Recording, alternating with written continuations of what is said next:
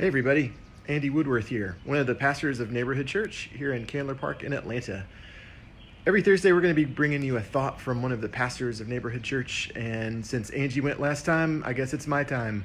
The thing I wanted to talk about today is how to potentially practice managing anxiety through the simple practice of deep breathing and contemplation.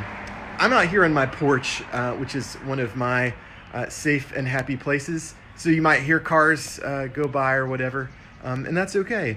And I'm wearing one of my favorite shirts that I got from ShareFest last year at church. It is a polyester shirt that has dinosaurs on it, and because it is polyester, it is interestingly made of dinosaurs.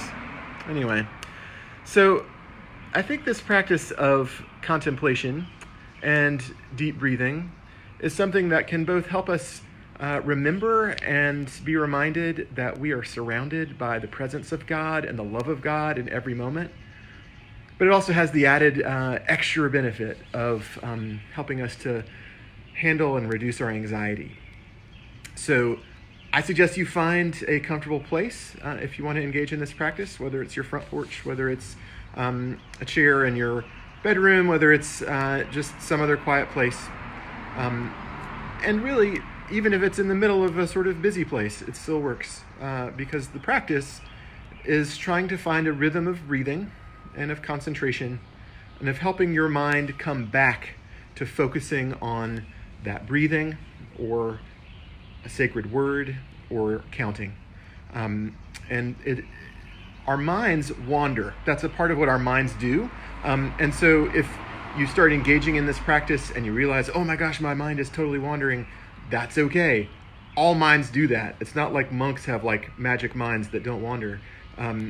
They just have learned, even if they wander, how to engage in the work of focusing your attention back to a sacred word, to a breath, or to counting.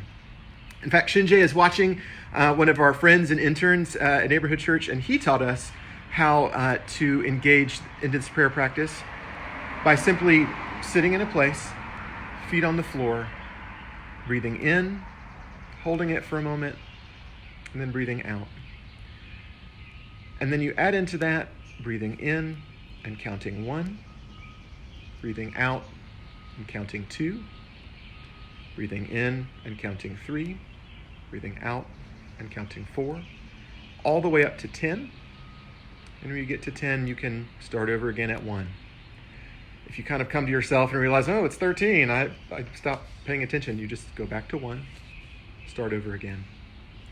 I would encourage you to try to do this maybe at the beginning of your day to help you focus on what's ahead and not on other stuff. Or in the middle of the day if you are homeschooling kids or trying to do some of your own work from home or whether you're working somewhere else. Take a moment and maybe do a couple minutes of this kind of breathing. Or at the end of the day, just to help let go of what the day was like and to enter into a time of sleep that's really more restful. So friends, I hope this prayer practice is helpful. I recommend several apps that are out there that can help you do some timers, like meditation timers, where you can set up fun little chimes and stuff to go off. And using those kind of timers and finding your helpful place, you can sit and pray and meditate and breathe deeply, either counting or reflecting on a sacred word. For I would suggest at least 2 minutes, just like a good place to start if you're uncomfortable with the idea.